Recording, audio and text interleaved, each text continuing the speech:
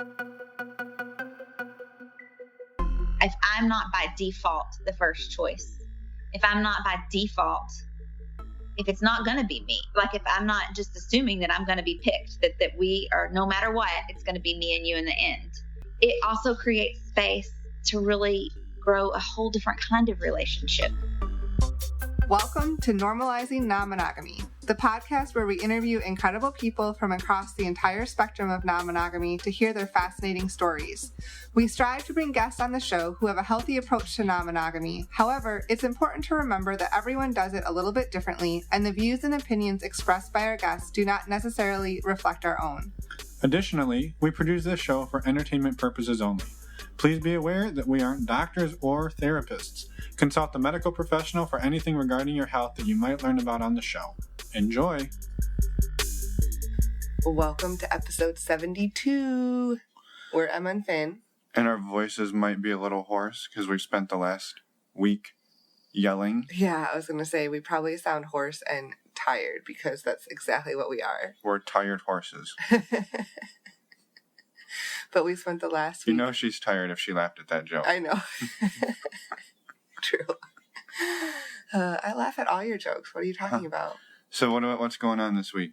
Well, first off, we spent the last week at the World Domination Summit in Portland. We're actually still in Portland. So we are. It was a pretty amazing weekend. I highly recommend anybody, if you ever feel like you might have some free time next summer, to try to make it here. It's the final year that they're doing it, and it was probably one of the most incredible weeks of our lives. Yeah. So just meeting a lot of really amazing people. So hello to any of the people we met that maybe we picked up some new listeners. Yay! And yeah. And if you're curious what the world we're talking about, go to our website, click on the link for the World Domination Summit, and check it out. And we'll also put some videos to some of the previous speeches that have happened in years before up on there as well. So very motivating, very inspiring, awesome. So we're charged up and ready to go, but this week we have an interview as always. Yeah, with Christy and David. We'll keep it really short here. They basically, before you listen to this, throw away all of your preconceived ideas of what a relationship, like standard relationship dynamic looks like. Yeah. And just go and listen. Have an open mind. And be blown away. Yeah. So I will say that. I will also say the audio has a few spots where it breaks up throughout, but it's like a word here or a word there. I was able to repair most of it, and if it wasn't audible, we usually repeated what they said back to them. That only really happens like once or twice, but we just wanted to make you aware that we were aware. Yes, that's not perfect. The other last and final thing is sort of building on the theme that we had this week here at World Domination Summit. Was like the biggest piece was community, and the community that we found here and the community that we've started to create. Through this podcast. Yeah, through the podcast. So we mentioned a few weeks ago we started a Patreon. The whole point of the Patreon is to build a community. We're doing some live video Q&As where we'll be answering questions, but also more importantly, there'll be other people in there that can answer your questions as well. So if you have questions or stories or something happened to you and you're like, is this shit normal? And then you can ask it in there. People will tell you what they think. We've already got a handful of people signed up. Super excited about it. Yeah, some amazing people, some former guests on the show. Mm-hmm. So and the first call is going to be later this month. Yep, it'll be late July. You also have the opportunity, depending on which level you join at, there's going to be a large group sort of chat kind of thing where it's not once a month, but it's just a constant thing if you want to be involved. So look into that if you want to help build a community, if you want to be a part of the community, or if you need help from the community. Yes. So with that, let's go listen to Christy and David. But maybe we should tell them where they could get to our website. I was just going to actually chime in and say that too. You can find us at normalizingnonmonogamy.com or nnmpodcast.com. There you will find links to all the show notes for all of our shows, and also a resources page where you can find links to a bunch of the things that we mentioned on the show.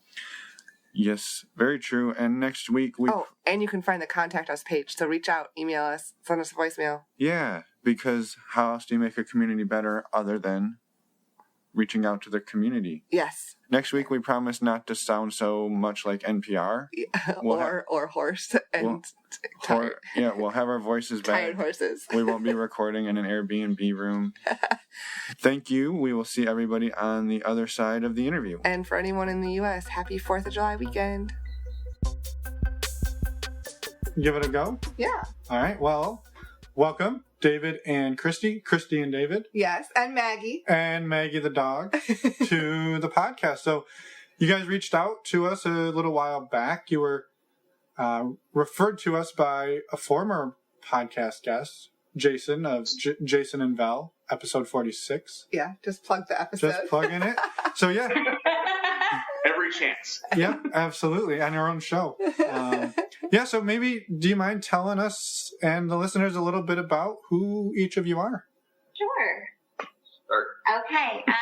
We are married. We've known each other since we were 17. Awesome. He was my little sister's best friend. But after high school, we kind of went our separate ways. We always knew sort of about each other from my sister. We kept tabs on each other. We kept asking about each other, but we never really talked. Over several years. And then we reconnected when we were 30, 6 or 7 years ago. We both were going through divorces, and it was how we started. We had each other at a time of transition in both of our lives. Our sister hooked us up because she knew both of us needed to get laid. So I was talking to her sister, going through my divorce, and her sister happened to be in Japan at the time, so out of country.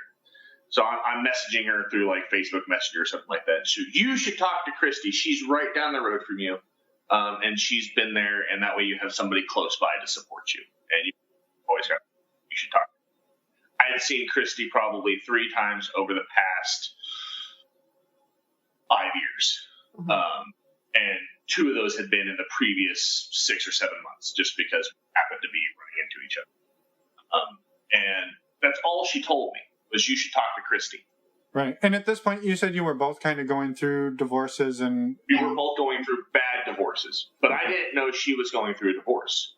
I got no information, and then I found out that Brandy had given Christy all of my information, just laid it all out, because she's a sister. So she's like, here's everything you need to know.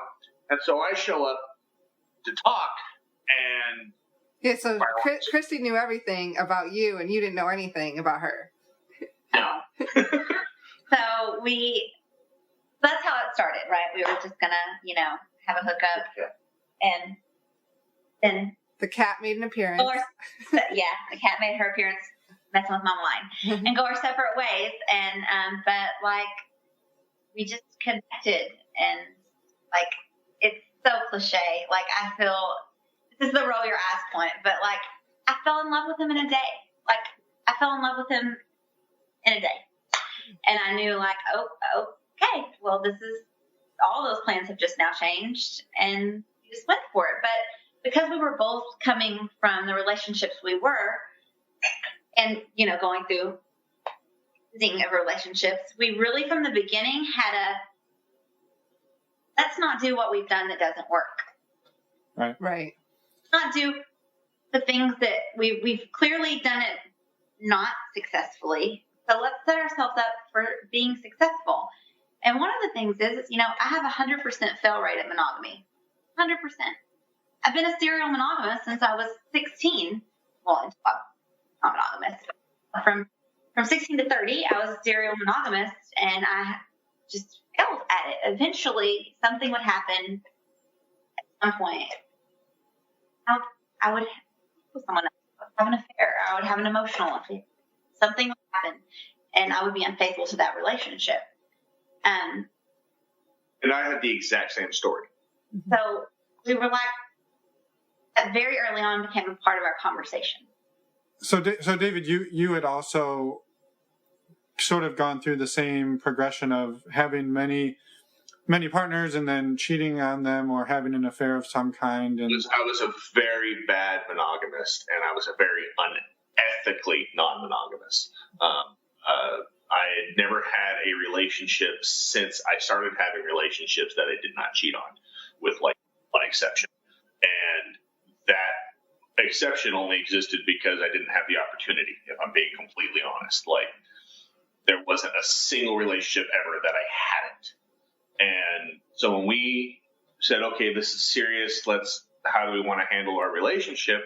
We started off with, we can talk about any fantasy we want. We can bedroom and sex and all of those things are sacred and safe. And so we don't even have to be the star of each other's fantasies, and we can talk about that and share it. Mm-hmm. Started off just sharing fantasies, testing the water, and had nothing but good responses. And then I can't remember the exact order, but after we had moved out of the hometown in middle of nowhere, small rural Arkansas, we ended up in less middle of nowhere, rural Midwest. No one knew us, so we got on Craigslist and we answered a Craigslist ad. Bad. It was a bad with a couple, because we were in a tourist. I was in the tourist industry, and we were in a tourist town. Okay.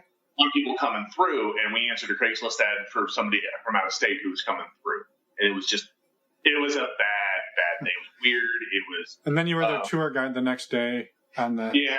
So on that, but like, it really I think the key was like we were very honest with each other about the things that we had in our past that were, that we considered unethical from the beginning, and we also, like I said, like David said, our bedroom being a safe space was key, because that's really where it came from. That's where we started talking, like when other people started appearing in our sexual fantasies and the other person was responsive to that and not shameful for that, then that kind of opened the door of like, well, we can talk about this more. And then it would come from there, like, well, we could actually do this, Yeah. And so when, go ahead. So how long have you been together, but when you moved and started bringing someone else actually in? A year. Right at about a year, when it was actually someone else. And those were... The first two experiences were awkward and weird. Third one was amazing. Because it was a friend. It was a friend I trusted very well. And it was a great experience. And then we're still great friends. So it was a friend, and it was a good experience that we remained friends. And so then it was like, oh, okay, this can be... So we do like it. We do want to do these things. We had just had bad choices to begin with. Right. Yeah. Maybe Craigslist isn't the best place to look. No.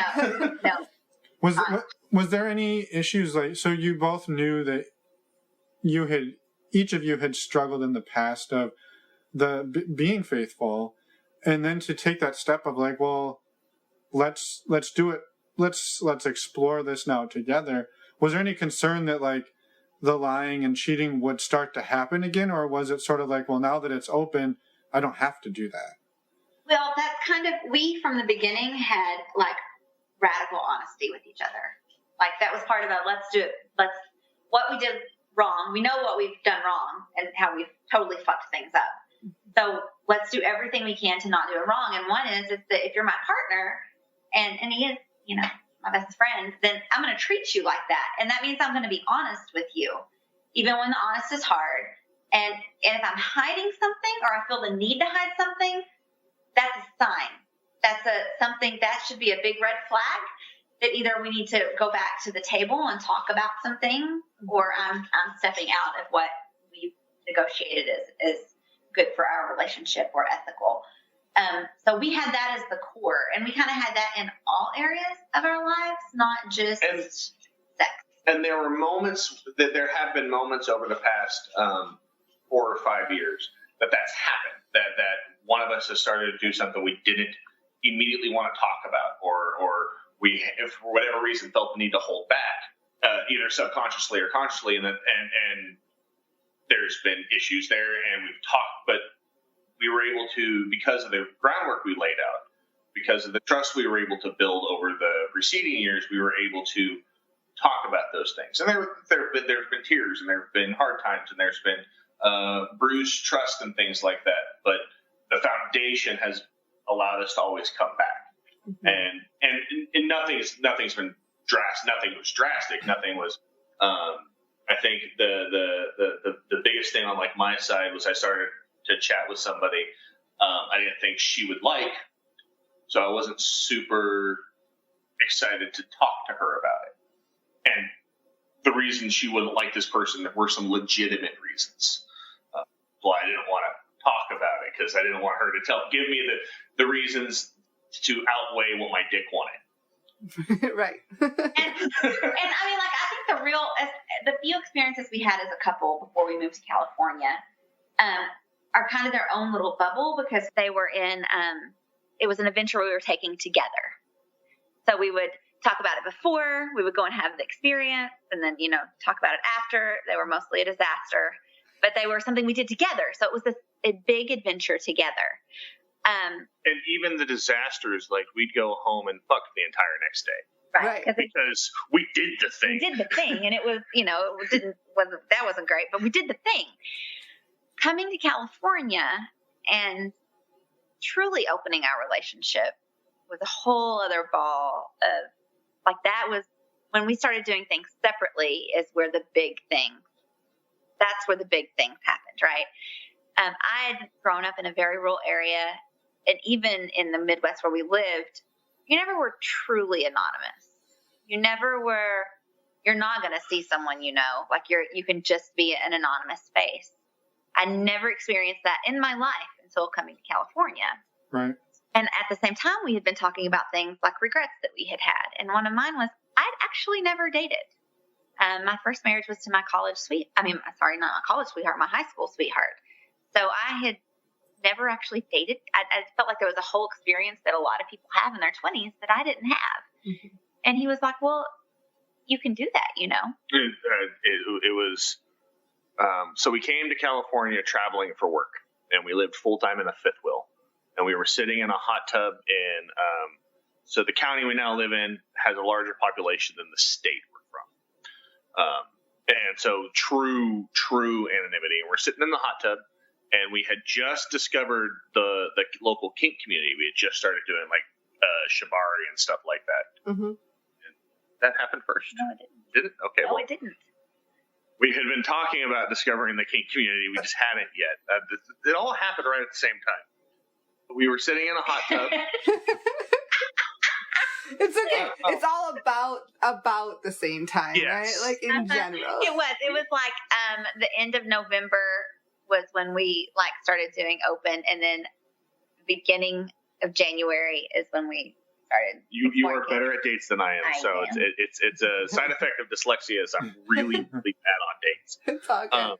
So, anyways, we're sitting in a hot tub, and we're talking, and she says that she goes, "I've never dated," and well, dating sucks, but put Tinder on your app. He was like, dating sucks, but you can do that. And I was like, well, okay. And that's when I found out dating sucks. But this time we didn't have any language. We didn't know what we were doing. We were like, well, we're open. Yeah. Right? We're fucking around. Well, so because when you were in the Midwest, it was only together, only other couples. It was kind of more your traditional swinging. Experiences. Yeah. Yes, it was much closer to swinging. Yes, yeah. It was much closer to swinging. It was a handful of experiences. It was absolutely together. Yeah. So two quick questions to clarify some things. The first is, was the hot tub in the fifth wheel? Because that would be cool. No, the RV park. The RV park we're staying at. Yeah. Fair enough. I figured as much. But that would be a hell of a fifth wheel. Yeah. And a hell of a swinger ride. Yeah. Right? The other one was you, Christy, you had said that you were sort of a serial monogamous, but then you also said you married your high school sweetheart. So I guess how did those line up time-wise? Or was it just like throughout high school? It was just like... Yeah. So, like, I dated a couple of people early in high school, and then, like, my first husband, we started dating when I was 16 and got married. And then I immediately went into the relationship from my first husband to my second husband. David's actually my third husband. I'm not good at the husband part. Better now. Better now. But, and then I was in that relationship for 10 years.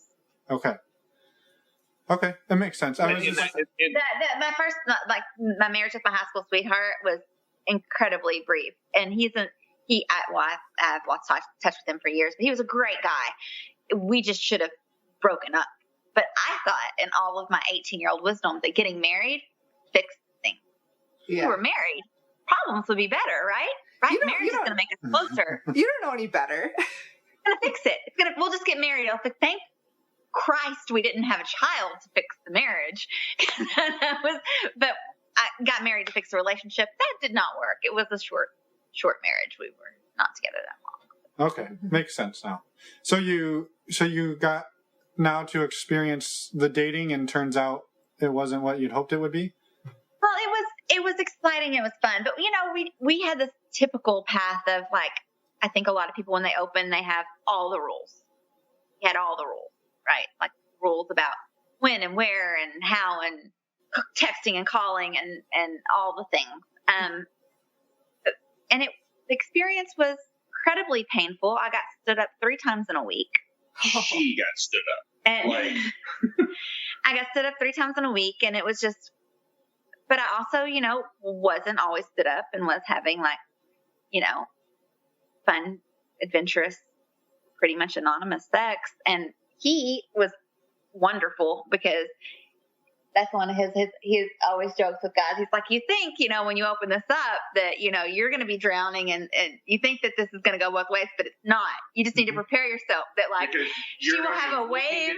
And she's going to be drowned in a wave of dicks. It's like, she will be being carried away on a wave of dicks, and he will be like, I have a date next week, maybe. Right. And that was kind of true, but he never made it my problem, and he never made me feel bad about it or ashamed about it. He was just really excited for me to have these experiences. And it made our sex life even hotter. Like, she'd come home talking about the thing, and I'd be like, oh, you're such a dirty little slut, and we'd roll right into it. Which works for me and works for us. And so then it would become a whole other thing, right?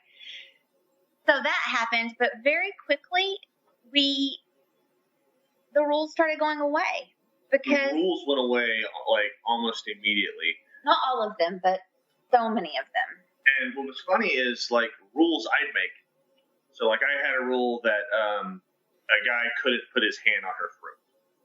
Because safety also issue. Kinky. So we're kinky. Yeah. Because at the same time we were entering the kink community and doing a lot of stuff and learning all about that stuff. I said it like it was about protecting her, and really it was about keeping something exclusive for me and shielding my insecurities. And then I had to come to her after a night with a girl I was getting kind of serious with and be like, so in the middle of sex, I felt my hand keep wanting to go to her throat, so let's talk about that rule. Yeah. And then, like, she had a rule for me that I don't remember what it was now, but it was a don't do this thing, this thing's mine. And then she had to come to me later when she was with somebody and was getting serious with, so let's talk about that rule I made. That's how it happened.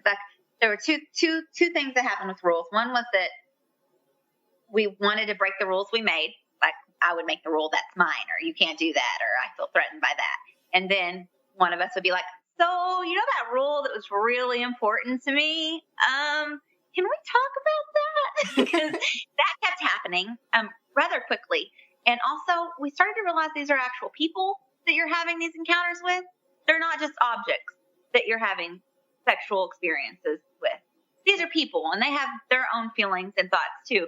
And so it's super unfair to make things involving other people that they don't consent to. They weren't consenting to those rules. They didn't know anything about them. Right. So that kind of started to feel bad. It felt bad. Yeah.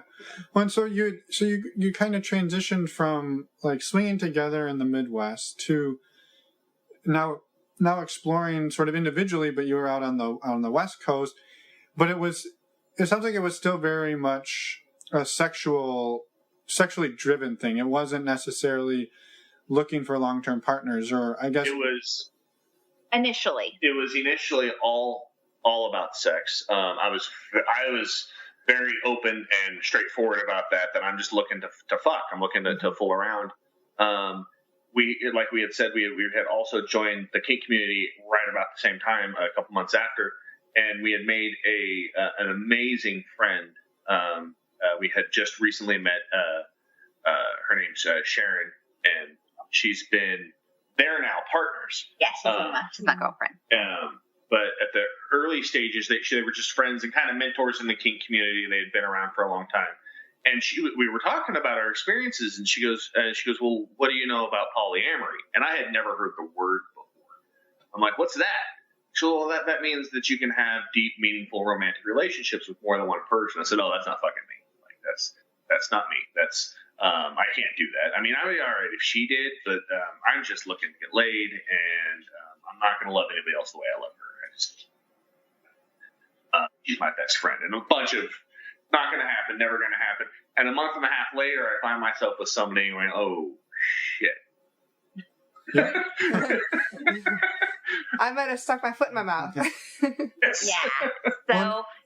And I wasn't trying to change the directions from the rule conversation to the relationship dynamic, but I think it is, I think, a lot more common when it's more about the sex, that it's easier for people to want to put those rules on because it's just sex. And you're like, well, yes, don't do this sex thing and don't do that sex thing and don't do this sex thing. But if it's a relationship, you're more like, well, go have your relationship and you create what you're comfortable with, and I'll be over here and we'll have our dynamic and you can have that dynamic. So I felt like the two kind of went together, where it's like, when it's just sex, it's much easier to slap rules on it and say, well, don't do this, don't do that. But when it's I guess deeper, I know that's not necessarily always true, but when it's a deeper thing, it's those rules are likely to get dissolved. And it sounds like that's... Yes. When you take it out of the box, that's when I think it starts becoming.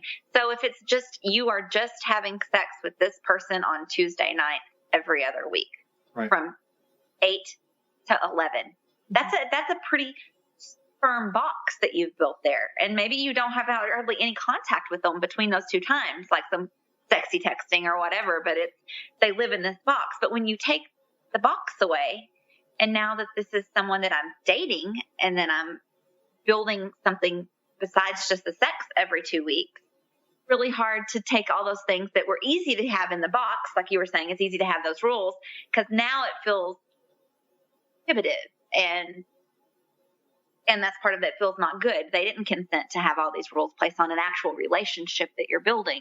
Right. They don't, they didn't get to be a part of that. They weren't a part of that conversation. Yeah, and especially if they don't know that these rules exist in your dynamic, right? And all of a sudden they're thinking, well, do they not like me as much? Is there something going on? And then they find out later, like, oh, we just had a rule where you're not allowed to do this thing that I was expecting at some point to have happen. Right. Maybe it was holding hands or something like that. And you're like, well, oh yeah, I'm just not allowed to do that. And you're like, well, hey, maybe you could have told me that. I think that's the, we've had so many radical shifts in our relationship. Right. But like some of them one of them is, you don't, for us, and I realize on some of these things, we aren't the popular opinion. Like swingers would disagree with me vehemently on a lot of these things, but you don't get to make rules about other people's bodies. You don't get to make rules about my body. You don't get to tell me what I can do with one of my sexual partners or not. It's my body. It's my choice. You can make your decisions based on what I do. If I'm going to be unbarriered with someone else, then that might mean that I have to be barriered with you, because that's a rule for your body. But you don't get to make what I do with my autonomous body a rule for that. And I don't get to do that for you. I don't get to say, you can't do this. You can't have this sexual act with someone. You can't. I don't own you. Right. I don't own you. I'm your partner. I'm not your owner. I don't get to make that decision for you. So. But I think that also emphasizes then the absolute need for radical transparency and communication, because if you're going to take that stand, which I don't disagree with, he or whoever needs to know exactly everything they need to know to keep themselves safe. You have to be able to have the uncomfortable conversation. You have to be able to stand in your truth and own it and be like, well, this is where I'm at and this is what I want to do and I'm going to do it. So we need to talk about what that means for this relationship. But that's hard, painful conversations. Those aren't usually light, easy ones. They're usually hard ones. And, I think the magic is when you can have that. Like that's some of the most life-transforming relationships I've had, even ones that we still don't have, are ones where you were able to do that. But that is a more everyone has to be on board, and it takes radical transparency and vulnerability.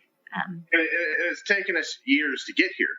Right. It's taken us a lot of heartache, a lot of crying, and hurting each other, hurting other people, being hurt. Some of the best moments of my life have been poly moments. The hardest moments of my life have been poly moments. Absolutely. Because there's growth doesn't come when you're comfortable. And to be really successful with more than one deep relationship takes a lot of growth. And we've had to, we started off in a very hierarchical style, primary. Now we're the only hierarchy that exists in our world now is descriptive. It's the things that come even before our relationship, paying the bills, making sure the kids are taken care of, we are nesting partners. So, there's a certain amount of, I think, descriptive hierarchy that comes when you have a lease together. Yeah, when you live together.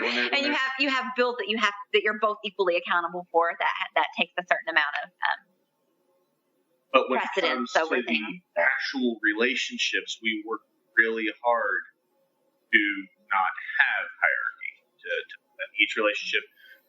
It's more of a relationship anarchy style and let each relationship be where it is and what it is. And that's been just recently we had to start. I had to start walking my own talk. I hadn't had to do that for ever. I never really had to test that. I'm perfectly happy with somebody else being on an equal playing field as far as I am with how she loves them, how much time she spends with them, all those things. And then she met Jason, who is the one that told us about you guys, and then I had to walk that. And that was amazing. It was amazing and terrifying all at the same time. Because compersion is really easy for me. Jealousy has never been a big issue for me. Envy sometimes in my own insecurities, but I'm really good at seeing that stuff's coming from inside me and it's for me to deal with. I'm lucky that way, I guess, because that didn't take a lot of work. I was just really naturally good at it. But then because she had fallen in love with Jason in the same kind of way that she fell in love with me, and it was reciprocated, and that relationship was growing very similar to how things had grown with me and her. That relationship started popping up in places no relationship ever had popped up before, and I can't even think of a concrete example because it's hard when you go to think of an example and you forget of all the words. Yeah. But there were things that I had thought of as that I hadn't even realized I had thought were just mine that all of a sudden he's getting too. Yeah. Or he's getting maybe a little more of because that's a newer, more exciting relationship. And like posts on social media directed towards him as opposed to directed towards me, or find out that she was sending dirty pictures to him all day long and I didn't get any. Little things that aren't actually a big deal. But when that had never been a thing before, I'd take a hit. And I have, my hard work comes with dealing with my own insecurities of believing I don't deserve to be happy. Anything that's good in my life is going to go away. And this trumped all over that. Like she'd come home and tell me about this great thing that had happened with her and Jason. I'd be like, that's amazing. I'm so happy for you. I'd hug her and kiss her and be like, I need to go take a shower to get ready for work. And I'd go cry in the shower. It didn't happen a lot, but it's a good example. Because I didn't want to take away from what she had going on. And I knew that most of what I was feeling wasn't real, that it was coming from fear and insecurity. Knowing that the thing that's triggering it isn't, and that my perception of what's happening isn't reality, doesn't really dampen the feeling at first. You have to still ride through that hard feeling. You still have to ride through it. And she had already had to go through all of this. I had already had a relationship like that. So she had been there, and I don't think it affected you quite the same way. I think personal work is different than mine. Yeah. But it was hard because we had also transitioned a lot of, this is also when this has happened to coincide with us changing some of our kink dynamics and how we handle things like that, because she's evolving and I'm evolving and things are changing. And just world stuff. So a lot of the stuff felt very much like he was getting things I wasn't. Yeah. That wasn't the reality. The reality was the two relationships were happening parallel. They were just happening in different timelines because we've been together for almost 7 years. Right. This is a new relationship that is on par with us. So she is going through all of the same things that she went through when we first started dating. And it's not just new relationship energy. It's that excitement that comes from making that deep of a connection. Because that's new relationship energy is, ooh, I got this new shiny thing. And this was deeper than that. So how were you ultimately, and I'm guessing you maybe are still working through that. I don't know. That's something that just like one day you're like, well, figured it out. But I guess how. No, it's still a thing. Anything that hits my insecurities about losing things that I'm not supposed to meant to be happy, that's always going to be work for me. Yeah. 30, 40 years from now, that will still be work for me. If I get a promotion, it's connected to imposter syndrome and all those other things, and it's just different things trigger it. I've learned, because I've had really great examples, how to recognize where the stuff's coming from, and how to and we've learned fairly recently how to have the conversation so that she understands that I'm struggling with this thing because of stuff inside of me, but even though I'm struggling with this thing, I'm really happy this thing is happening for you. Mm-hmm. And I don't want it to change. I want you to keep progressing and doing the things that you're doing. But if you see the flag, because we know each other so well, we can't hide emotion from each other. Not very well. She'll say something to me, and like one hair on my left eyebrow will move, and she's like, "That bothers you." I'm like, "I didn't do anything." You know. So we've learned to just have to not. I'll move back up. Sorry. We've had to learn how to not internalize and process that and take ownership of each other's feelings, and how to not manage each other's feelings. Right. Well, and I appreciate you bringing that up, of the fear of, well, not realizing that you need to be happy and it's okay to be happy, and because that's something that I don't think is talked about as often. And so thank you for opening up and sharing how difficult that is. It can be really hard. Yeah. And you know it. And part of the reason I knew it was not accurate or not real, or I don't think I have the language for the thought, is part of the reason I knew it was a story I was telling myself was because at this same time that she's developing this super amazing in touch relationship with Jason, I am also developing an amazingly deep relationship with somebody that I have fallen head over heels in love with. So it's not like it's just her and I'm at home twiddling my thumbs. It's just when the thing hits. When an emotion gets triggered, it gets triggered. Right. So you have to deal with that. And I believe triggers exist to be triggered. Yeah. I don't want to run and hide from it. Let me experience it. Let me go through it. Let me come out the other side, because if I'm trying to hide from something, then I'm limiting my experience in life. Yeah. And you have to work through it. You have to work through it. And I think, it was you having this experience. Like I've had other relationships since we've been together, separately from him, obviously. But my girlfriend and I've also, I'm pansexual, so I've really stepped into my sexuality since being out here. I've just realized I think pansexual is more what I identify with, but I've known I was what I call bisexual for years, but very closeted.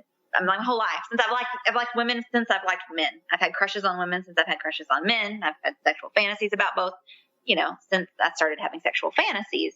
But I was super closeted. I was in the South. I am from a conservative Christian family.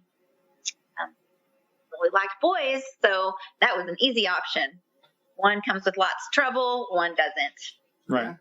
Right. So it was really coming into California that I was able to truly accept myself and step into my sexuality. So that's been a whole thing.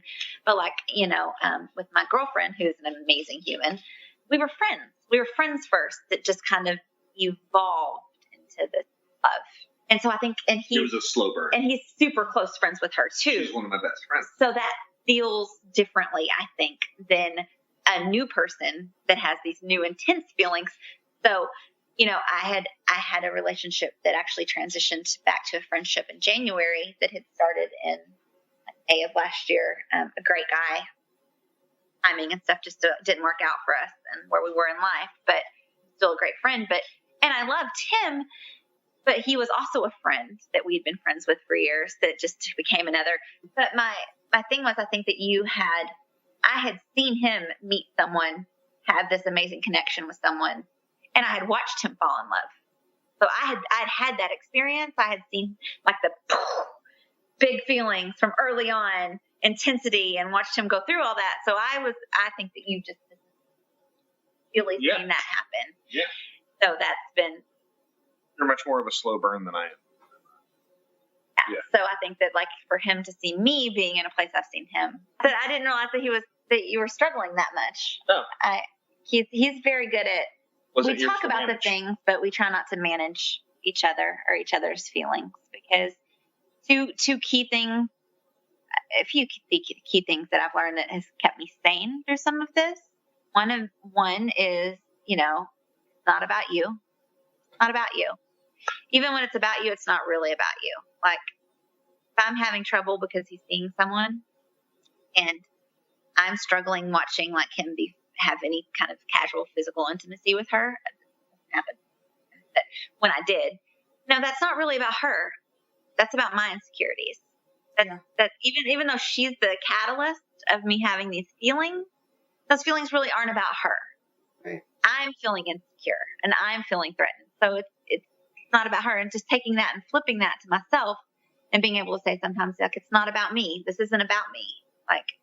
I need to quit making myself the center of this so that they can experience or have the growth that they need to have. Right. Yeah. Yeah. And I think it's something that it's a very difficult transition, I think, to make, right? I mean, multiple transitions that you've made, right? From being just the two of you for roughly a year, and then kind of doing the swinging thing together, and then kind of doing the individual dating, and then ultimately getting to a point where you were this entity, and all of a sudden you as an entity are now on an equal plane as you and other partners. I mean, that's not an easy place to get to. It's a lot of growth in 7 years and changes. So I feel like that's really difficult for me to wrap my head around and I don't want to say it's a downgrading of your relationship, but it's all of a sudden you were this thing that was sort of above everyone else. Well, it was the primary. Yeah. And now you've taken it and you're now equal with these other, and that's a crazy shift. It's kind of a mind fuck. Yes, it's very much a mind fuck. But it's also amazing. Yes, exactly. It's also I get it so much. I get to see someone else, like his girlfriend, Rebecca, who's just cool as chick. We don't have to like people that we date, that we each other date, and sometimes we don't. But oh my God, is it easier when we like them? Like that's just people. Yeah. And we both dated people that the other has not cared for, and we've kept that separate as much as we can. But we don't require it, but it's so much easier. So Rebecca's awesome and amazing, and I get to like watch her fall in love with him and see, and like I can see like when she's like loving him so much and the things she's loving, and I'm like, I know, right? It's great when he does that. Isn't that amazing when he's like that? Like it just builds a place of so much fun, and it really is like our way of doing it. I know isn't for everyone, but we really have built a family here. Yeah. Well, I was just going to say it's really deep connections, both like traditional relationships, friendships, like everything. You have those deep connections with a lot of people. And we're very connected. Like we have a very, not all of our extended wob is connected. Not polycule. It's not that connected. It's not that, it's more amorphous. Neat, but there's, but lots of us are connected and are friends, and, there's a lot of overlapping relationships, and that just has built this really awesome family, that's not without its struggles and issues, but because it's a family, so it has all the things that come with that. Right. But and part of it is the challenge. Like if you remove the basis of primary and hierarchy in the way that we know it here, and you look at your relationship, if you take that away, if I'm not by default the first choice, if I'm not by default, if it's not going to be me, like if I'm not just assuming that I'm going to be picked, that we are, no matter what, it's going to be me and you in the end, it also creates space to really grow a whole different kind of relationship, because then there is actual zero where you're going to just take that for granted. Right. Where at the end, well, we're each other's primary, and we're going to be, no matter what, it's going to be me and you in the end. We don't have that anymore. We don't have no matter what, it's going to be me and you in the end. Yeah, we don't. Which was hard to have at first, hard to hit, because it did feel like a lessening. It felt like a push. We stopped wearing wedding bands, mainly because she'd worn wedding bands since she was 17. Yeah. She wanted to know what it was like to not wear a wedding band. That was the reason to stop wearing the wedding band. But that happened at the same time as these other big relationships came into our lives.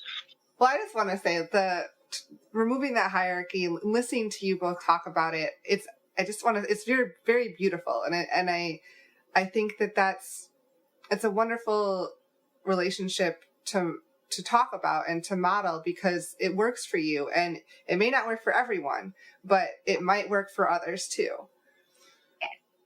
Yeah.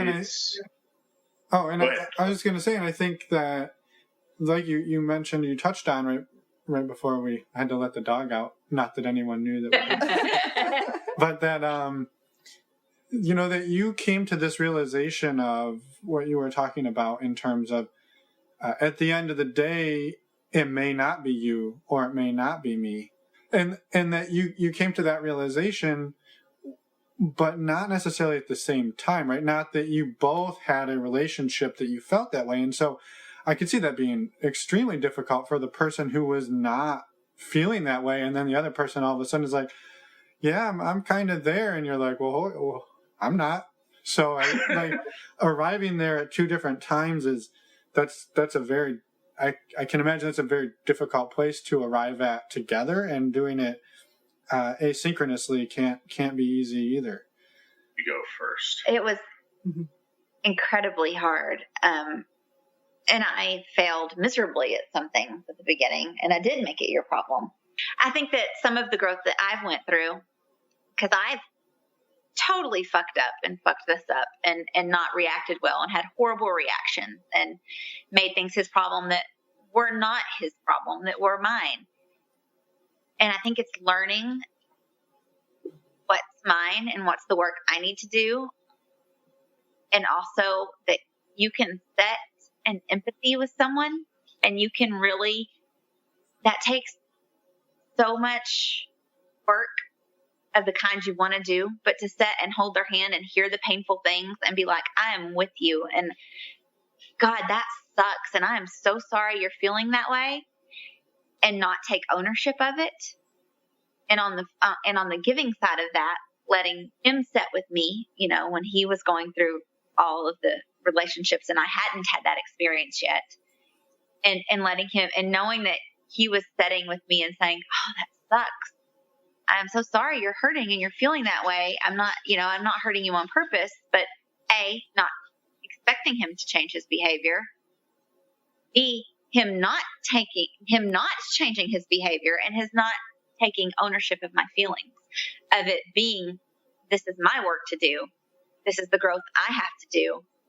I have to feel these growth pains and really come to terms with the fact that it isn't about me, that his relationship with this other person isn't about me, and it takes the follow through, right? Because though our relationship has changed, and it's going to change again, and it's going to evolve and be different. And how we look now, that's not how we're going to look in 2 years. It's not how we're going to look in a year. But that just because he's having this experience with this other person, he's still with me. We still have a relationship. We put our date night on the calendar, just like we put date nights with other people on the calendar. We still have an us. And the us didn't go away just because he had an us with someone else. Mm-hmm. Yeah. The us with someone else didn't take away my us with him. Yeah.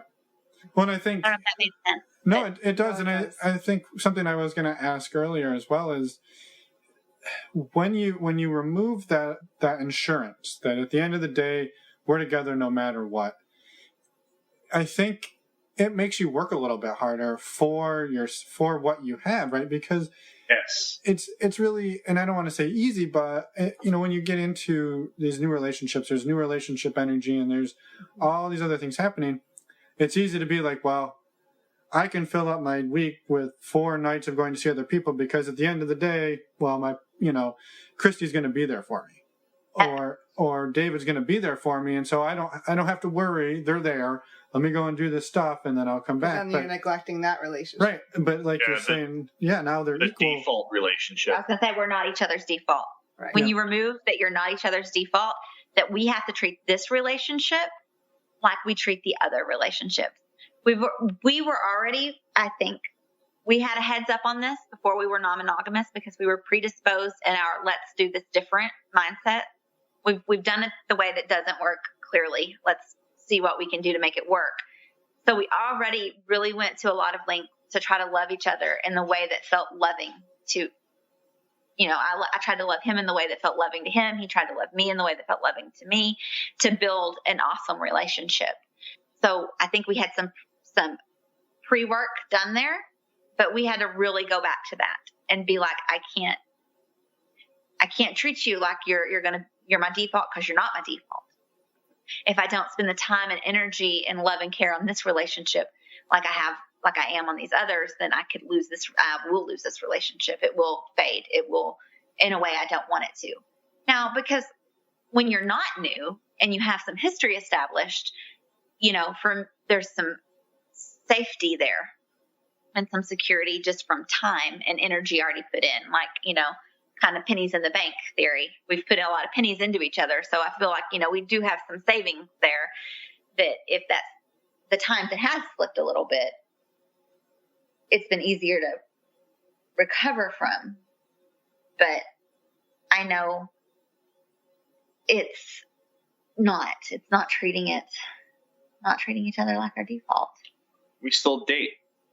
Yeah. And you have to still date. We still date. We still have. Because if you don't, that's really what it boils down to. It boils down to, my next day with her is no more guaranteed than my next day with any of my other partners. Right. So to feed and water this relationship is as much a priority for me as feeding and water my other relationships.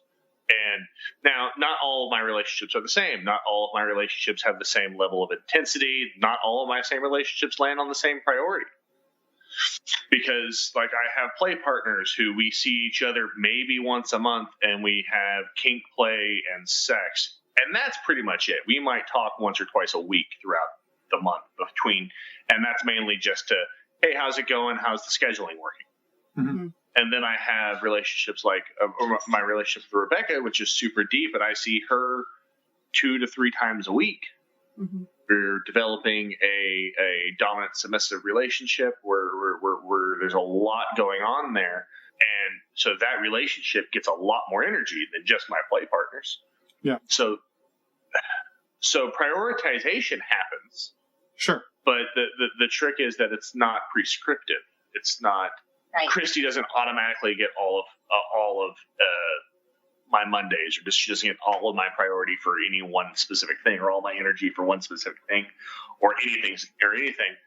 It goes out through whatever the relationships are, whatever the relationship calls for and needs, and what I need, what I feel the need to put into those relationships. That was a bigger lesson for me. Yes. I thought when, now that we're making all relationships equal, then you have to invest the same amount of time in all of them, and so there's no priority. Yeah, that's not it at all. I was going to say, that sounds exhausting. Which is what to me, I was very, my little mind was like, well, okay, so we're going to treat them all equally. Well, no, not all relationships are created equally, and they don't all want equal from me. Right. I have someone that I date who is an awesome guy, and I love the time I get with them. We see each other maybe once every 6 to 8 weeks, and I love when I see him. He's part of our extended network, and it's great, but he doesn't want more from me. He does not want the energy that I put into David and Jason and Sharon. He no thank you, I think that would freak him out. So it's like being able to see well, no, that there's still going to be priorities. There's still going to be people who you are going to prioritize your time for. Yeah. And just owning that and owning when it's, I think it's been hard for me owning when it hasn't been you. It has only just happened. It never happened before. It never happened before. And he came to me a couple months ago, and he's like, I'm not your first pick right now. It comes down between me and Jason, and you can only pick one. You have one night a week off this week, and it's me or him. And I was like, and for me, and that was true. And actually, she went dead quiet. I could see it on her face. She wanted to tell me I was wrong, but he wasn't. That was the truth. And what I had come to be, I had decided what I wanted to believe before having that conversation. I wasn't there yet, but I had decided this is where I was going to be. So I was going to fake it till it was real. I looked at her and I said, just because you want him more doesn't mean you want me less. You don't want me less than you did last week. You don't want me less than you did 6 months ago. You just want him more than that right now. Our relationship, to use the word you used earlier, our relationship, while hasn't actually diminished, it might feel like that. It might look like that. But that's not what's actually happened. It's just, in comparison right now, not as big as Jason. And that was true. Yes. And that was. And still hard. Still hard. Even going, no, that's what this is. That feels right. That feels true. And then her proving it to me time and time again, that she still wants me. That the things here haven't diminished. That was hard to own. That was hard to own. That was hard to, because everything in me thought that shouldn't be true. And that was a lot of, that too was all of the things. And NRE. NRE was in full, all of its glory with all the things. And I didn't want that to be true. I wanted to be able to be no, you're wrong. But clearly my face said otherwise. And I was I think you have moments where you just have to own it. It's where the rubber meets road. It's where all the things that we talk about, and we had talked about all of these situations, because we talk about, you guys run a podcast, so I know you guys talk about non-monogamy stuff and doing things differently all the time. We talk about this shit all the time. And so we talked about all these situations, but we hadn't lived them before. Right. And it was a rubber meets road moment where I'm I have to own this. I have to own this. I am doing a disservice to him and to us and to our relationship if I don't be like, well, right now, today, on this day, I don't want you less. And I don't want less time with you. And I don't want less of us. And I love us and I love where we're at. And I'm still invested in us and I still want to grow us. But yeah, you're feeling that. And that's not false. Right. Yeah. So that was really hard. So if I was going to give one advice to people going into this relationship, this style of relationships or any style of non-monogamy, but especially this style, which requires such a large amount of vulnerability and trust, is you have to learn how to assume good intent. Because if you can't assume good intent with your partners, why the fuck are you with them? Right. Even if you can't see how their intent was good, you have to assume it. Right. That their intent wasn't bad. That they weren't trying. No one was trying to hurt you. I'm sorry. Go ahead. I interrupted you. Assume good intent. Divorce the thought that you're always right. Cultivate an air of uncertainty, because the stories we tell ourselves are most often wrong when they're about somebody else. Oh, this is what they're thinking and going through. No, you're probably wrong. Right. So if you can assume good intent and assume that the stories you're telling yourself probably aren't right, so you can come talk to the person and work through the stuff, you're more set up for for success. It's still hard. It is still hard. And then what she said earlier, it's not about you. Yeah. It's not about me. And if you can't assume good intent of your partners, why are they your partner? Right. Right.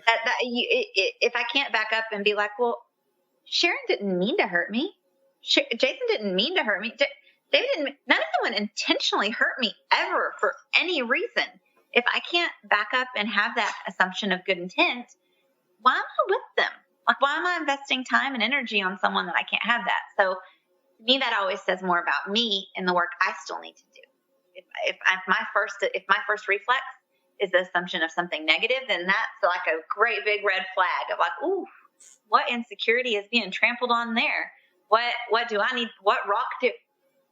The work like never ends. That's recently me and Sharon just had this. We had a great family day on Sunday and it was amazing. But part of that was talking about me and Sharon had a separate conversation of like, it feels like the personal work when you do it like this and you dive in. It's like a clown card of personal work. More and more things just keep coming. When you think that you've found the bottom of the suitcase of all the issues that you need to work on, oh no, really, it was a false bottom. Here comes some more. Or here's a whole other issue. Like, oh look, we didn't even see those polka dot suitcases over there. And it's funny because I was like, can we just pause?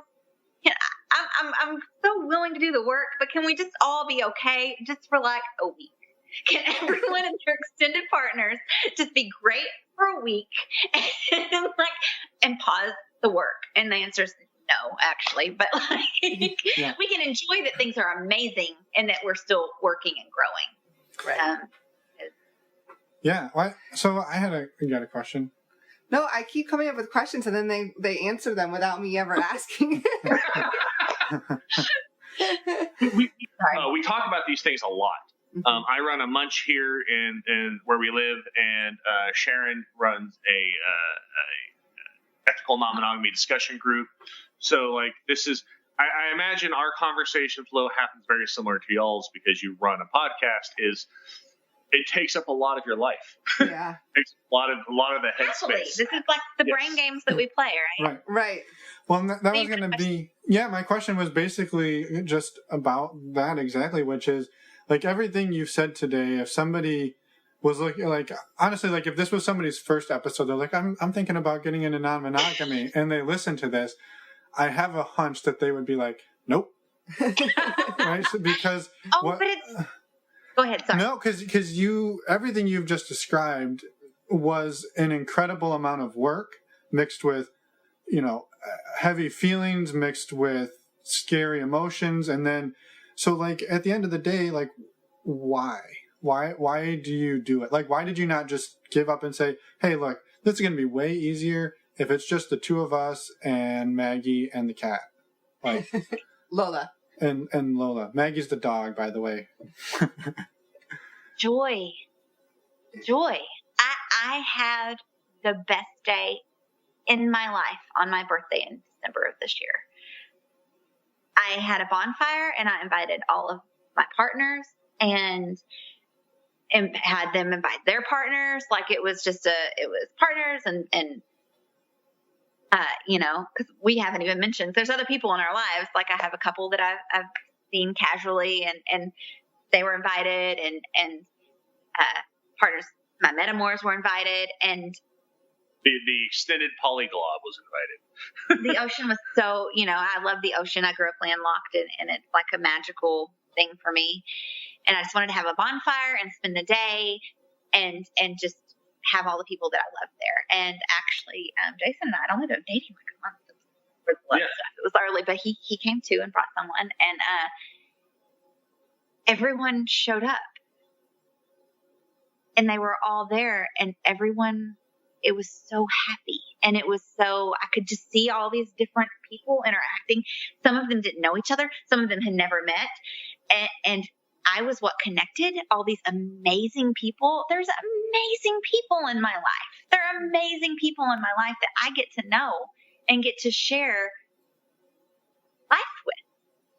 And to see them interact with each other and talking and laughing. And then I flutterbugged around and like would go in here and then go over there. But like to see that was truly the best day of my life. And it's still, even now I get all the warm fuzzies about it.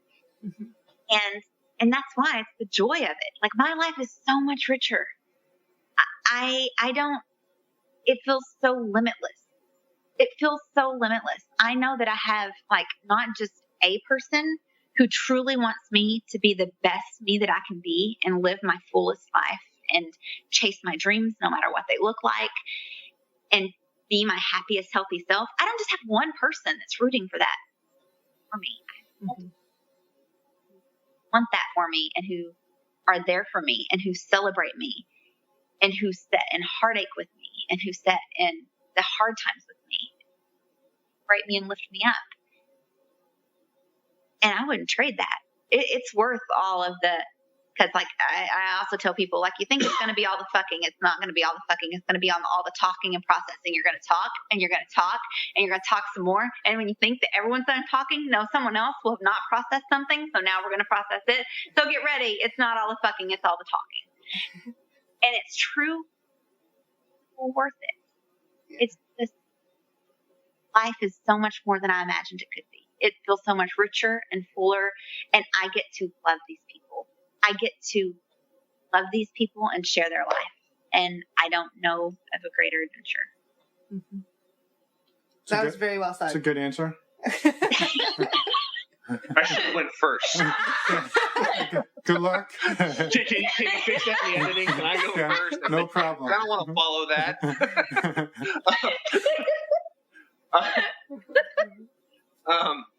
Love isn't finite. You can't run out of it. And the more you love, the more you get back.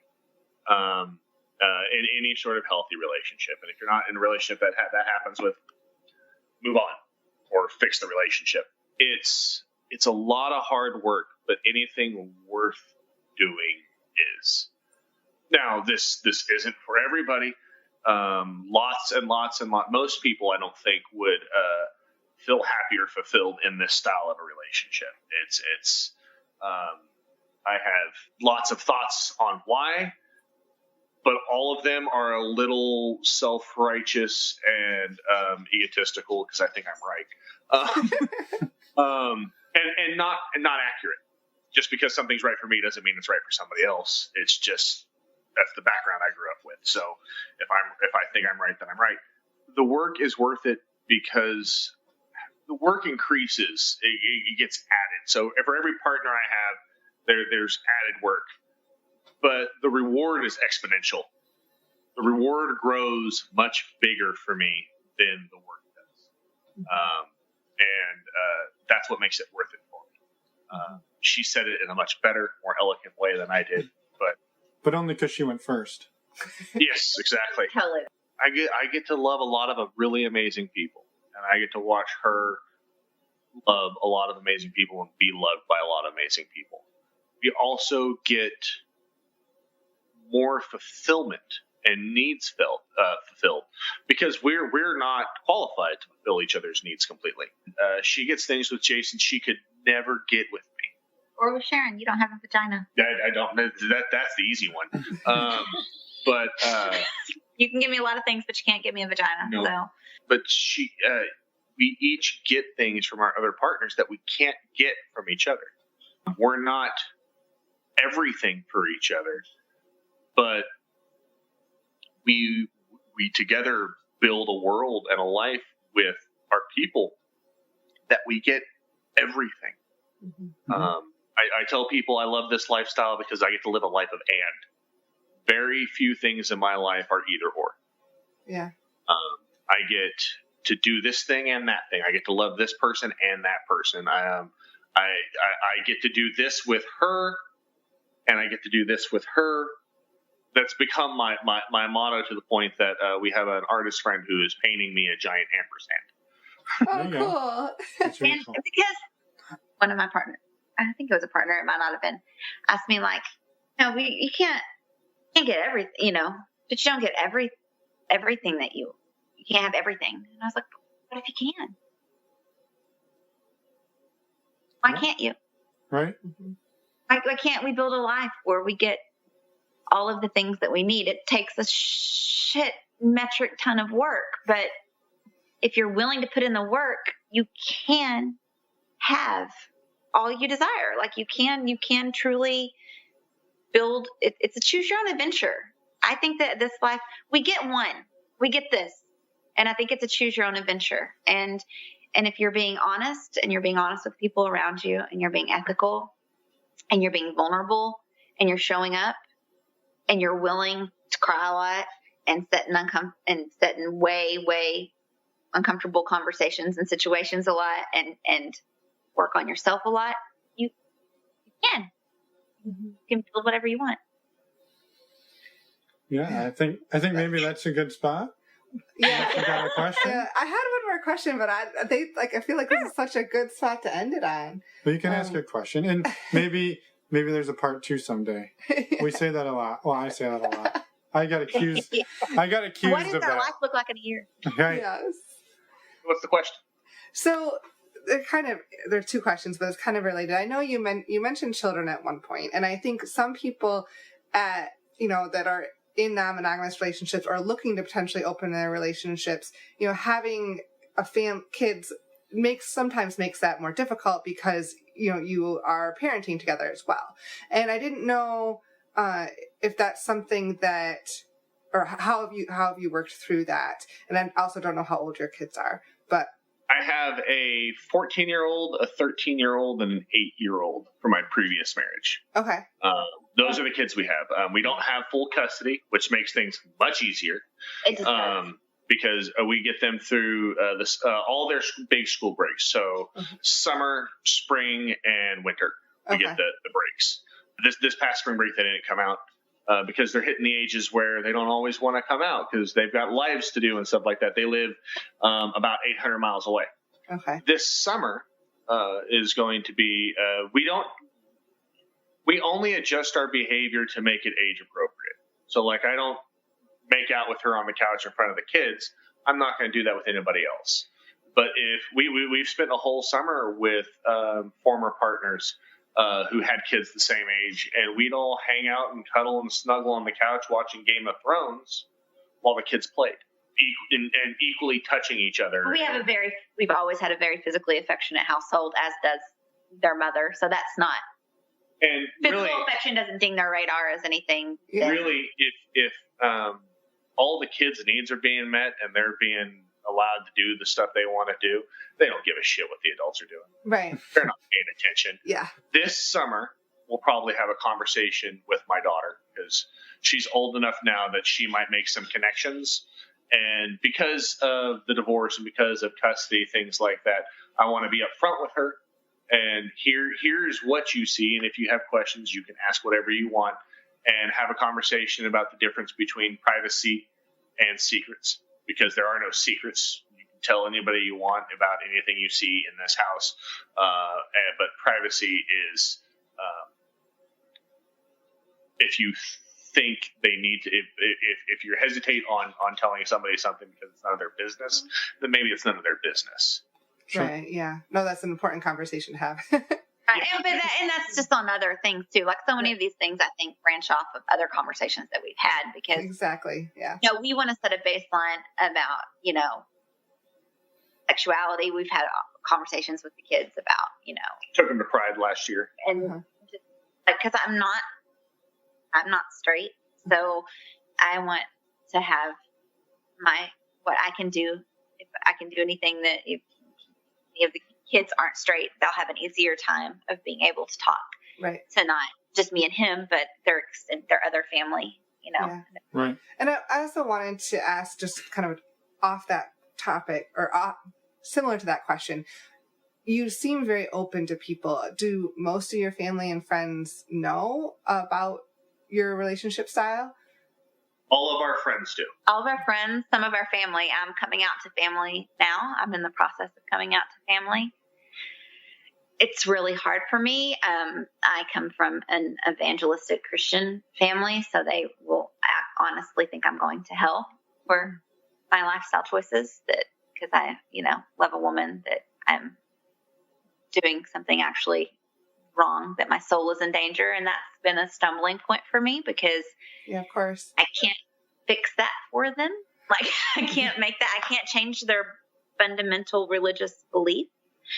But now that I've got to experience having children through him, I believe at the end of the day, you want your children happy and healthy and safe, and I'm all of those things. And I think that will win in the end. But I don't know that, and it's scary. I'm in the process of doing it a little pieces at a time. So that's happening as we speak, actually. Your dad was. Yeah, my birth father was amazing. And we're also, I can't invest time in people that I can't be my full self with. Yeah. That includes my sexuality and my non-monogamy. I'm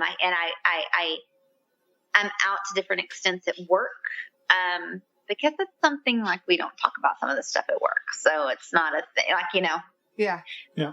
It's not like this is things that come up at work, and I don't spend a lot of time outside of work with people that I work with. So, but I spend zero time outside of work with people that I work with if I can't talk about my other partners and my Sure. sexual.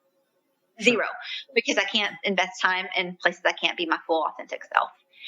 And that's terrifying when you start doing it. It's absolutely terrifying, and you're pretty sure that your whole world's going to end. But then it doesn't, and then you have people come back to you with amazing things, and you learn things about people.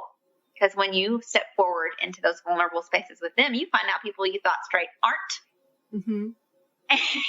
And that, maybe other people have had non-monogamous relationships, or if some style or the other, or, that step forward is terrifying. And you set the example and then they can decide whether they want to share with you, and it makes it easier to share with you. yeah. And if you're the gossip this week, then you're going to be old news next week. It's how I try to look for it. As humans, we want the connection and we don't want the rejection. But I'm just not going to make the trade. My time is too precious to make the trade to be anything but myself in any space. And that's just kind of where I've settled. But it's hard and scary. Yeah. But that also comes back to I don't think it all, to me, this is a whole other tangent. I'm sorry, guys, but this all comes back to, I think, to shame. I don't think that I'm doing anything wrong. Yeah. I am not doing anything shameful. There's nothing in my life that I need to feel shame about. I have consensual relationships with other consenting adults that are loving and full and a huge part of my life. And nothing about that is wrong or shameful. If I treat it like it's something to be ashamed of, that's where the shame is coming from. I'm setting the example. If I'm keeping it a secret and I'm hiding it, then I'm treating it like there's something to be ashamed of. Mm-hmm. I don't want to do that. That's part of, I think, the normalizing part. The part of the normalizing part is that this is not something to be ashamed of. This is just a different way. It's just a different relationship style. And it's just a different way of loving. And if you stop treating it like it's something to be ashamed of, then you raise the bar for other people, because it becomes yeah, I am. And Same with sexuality. Like, yeah, no, I'm not. I am pansexual. And? Right. Because then that puts the bar in their back, throws the ball right back to them. Like, so what are you going to say to that? I'm not ashamed of who I am. Yeah. So that's now I'm leaving it to you. You're going to have to try to shame me for something I'm not ashamed of. Yeah. So it's hard. It's so hard. And I'm constantly challenged with it. I'm like truly constantly challenged. My girlfriend lives in a very close vicinity to where I work. And I wasn't out at all. I was out 0% at work. But when she moved to close vicinity where I work, it hasn't happened yet. Shockingly, I don't know how, but it absolutely will happen. I will run into people that I work with my girlfriend, and I'm physically affectionate with her in public because she's my girlfriend and I love her and I'm a physically affectionate person. I'm not going to not show her physical affection in public out of fear of seeing someone from work. Ooh, that feels gross. And I'm not going to be with her and be on a date with her and holding her hand or kissing her or sitting next to her and see someone that I work with and adjust my behavior. How horrible. What a horrible thing to do to her. To tell her that she's less like that and that to reject her publicly like that. I can't do that. I won't do that. And that she was my, Sharon was my rubber meet road with coming out at work, where I knew I would not lie about who this person was, period. Right. I would not take that from her, no matter what. No matter that it would cost me being uncomfortable and being the topic of gossip and being talked about or having difficult conversations or feeling like people were talking about me. Okay. Yeah. I can get through that. I can't get through pretending that she's just a friend and knowing I could be hurting her by pushing her away. Yeah. Because that would be shameful and you don't want to do it. Like you said, nothing you've done so far is shameful and you don't want to start doing that just to protect your work people. Like for what? Right. Make them to keep them from being uncomfortable because this is going to make them uncomfortable because it's different. No, that's not my job. Right. Yep. Yeah. Well, thank you for sharing that and for saying that, bringing up the whole shame thing too, because that's something that I think more and more of us need to be, to really live by, because there is nothing to be ashamed about. So thank you. It's hard. Yeah. It is hard. It's very hard. Well, maybe we leave it there for today. And thank you both for sharing everything. It's like we talked about a lot. Is there anything that we might have missed that you are really wanting to get out there? Not that I can think of at this time. At about 4:00 in the morning, I'm going to go, that's the thing I wanted to say. That's okay. Right now. No write it down and we'll cover it next time. There you go. It's worth it. If it's for you, if you're not, I think that, that's the whole debate, right, over identity with non-monogamy. Is it an identity like a sexual, orientation versus identity, like sexuality is monogamy versus non-monogamy? For me, it is. I'm not monogamous. I will fail at that. So if that is you, if you think that, this is who you are and that this is the path you want to walk, that you hear us talk about all the hard things a lot, but like it's so totally worth it. Right. I'm the healthiest human I've ever been right now, mentally and emotionally, and it's absolutely because I'm living my truest life. So. Yeah, that's awesome. Yes, great way to end it. Happy to hear that. I did have one. Oh no! No, it's a really, really short question. So how? Take it short. And then I start talking, or he starts talking, and we talk. It's how many new relationships were started at your birthday bonfire? I feel like if you get like 50 poly people together, right? There's got to be at least one new relationship. There was a couple. There's a couple. There was a couple. There's like two. I know. I ended up going on a date with somebody I met there. Someone else did. Yep. There was a couple of dates at least. Excellent. 2 or 3 dates at least. I don't know what all came out of all those, but there was at least a few dates. A whole group of poly people together, being poly people. Yeah, that's going to be something. Perfect. Excellent. Well, now we can leave it there. Good question. All right. Well, you two have a wonderful afternoon. Enjoy the San Diego weather. Yes. We're not jealous at all. And summer's coming. Summer's coming. It's freaking the middle of May. Summer should be here. So it's raining on us right now, so it's okay. Well, enjoy your day, and we will talk soon. Yes, thank you so All right. much. Have a good one. Thank you. You're going to go with welcome back? No, What are you going I to was do? going to say hi. Hello. So, as always, thank you to David and Christy. And actually, you know what? I don't know why we didn't mention this at the beginning because we forgot, really. Christy is the partner of Jason, who was on episode 46 with his other partner, Vel. So, another amazing interview. If you want to go check that out and hear more about Vel and Jason, it will give you a little more context into the Jason that Christy was talking about. Yes, exactly. Good call. We forgot to mention in the beginning. Sorry, everyone.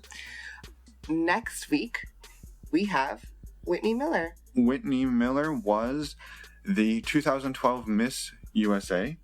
She was also a professional wakeboard, wake surf competitor.